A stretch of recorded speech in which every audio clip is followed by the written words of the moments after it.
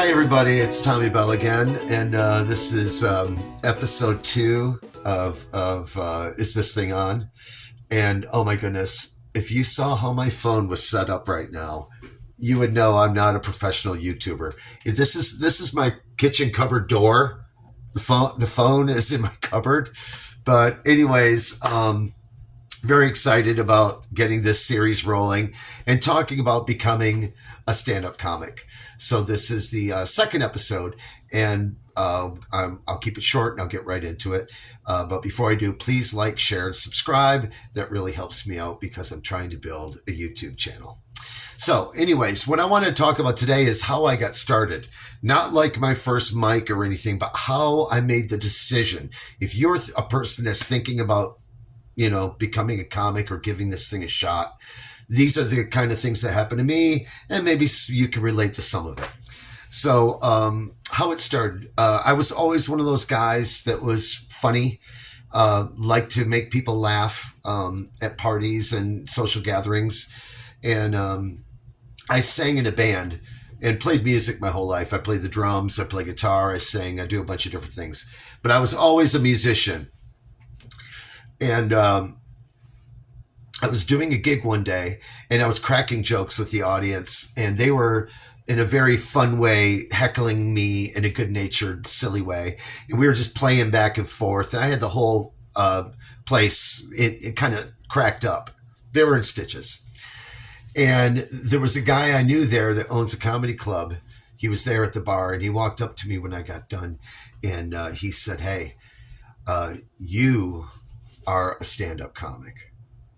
And I said, "Oh, no, thanks. It's very, very sweet of you to say. I'm very flattered, but I could never do what those people do in your comedy club. You stand up there for 2 hours and just make people laugh." And I said, "You caught me in a funny moment.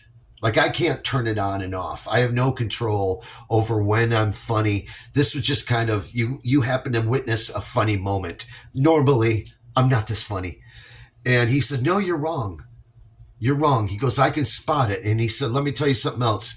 You're a good musician, but you could be a great comic." And I remembered thinking, how many times in my life is a comedy club owner going to walk up to me and tell me this? He said, I want you to come down to my club any night you want. I'll introduce you to the guys. And he said, you just need 3 minutes of jokes. I'll throw you on stage. That's all you need to get started. So at that same time, I had just left this band, and I had a lot of spare time on my hand. So I went to his comedy club, and I got introduced to a bunch of people. And there was one comic there that stuck out. Very funny guy. I liked him a lot. And I asked him for some advice. Then the next day, I friended him on social media. And I said, "What kind of advice would you give me, or a comic, wanting to start out? Is there anything?" And he said, "Yeah, don't care." And I said, "Shouldn't you care about what you're doing?" He said, "No." He goes, don't, actually he said, "Don't give a hoot," but he didn't say that. But he said, "Yeah, don't." He said, "First of all, you're going to write jokes. You're going to think, oh, here's the punchline. This is where they're going to laugh. And this is where else, And he goes, "And it's not going to work out the way you think in the beginning." This is just his 2 cents. He said, "The only thing that matters is you start and you don't stop." I was like, okay. And he goes, "And don't care. If they don't laugh, who cares? Do it again. Just do it till you figure it out." So I started writing jokes. And then the band that I had left, they asked me if I would come back for a little bit. My replacement didn't work out. So I went back to fill in, and I ended up filling in for another year. So I had this thing stewing around in my head for a year while I was playing in this band that I really wanted to try some comedy. And then one night, me and the guitar player in the band, we went to this pizza joint. And this is the guy that he basically kind of fired me, but amicably. I quit, and we were still friends. And he had kind of let me go a year before. And he and I went to this pizza joint, and the comedy owner's son was there with a club owner that was attached to the comedy club, and they were talking about this joke writing workshop.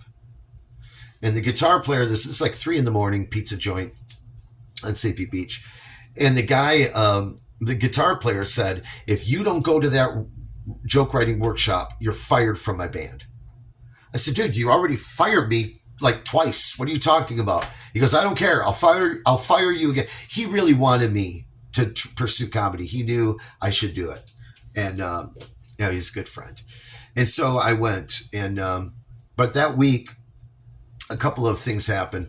There was this girl I kind of had a crush on I was playing in a church band, and I was cracking people up at the church rehearsal. And she said, "You really need to be a stand-up comic." And of course I'd heard that many times, but seemed like I heard it like 3 times that week.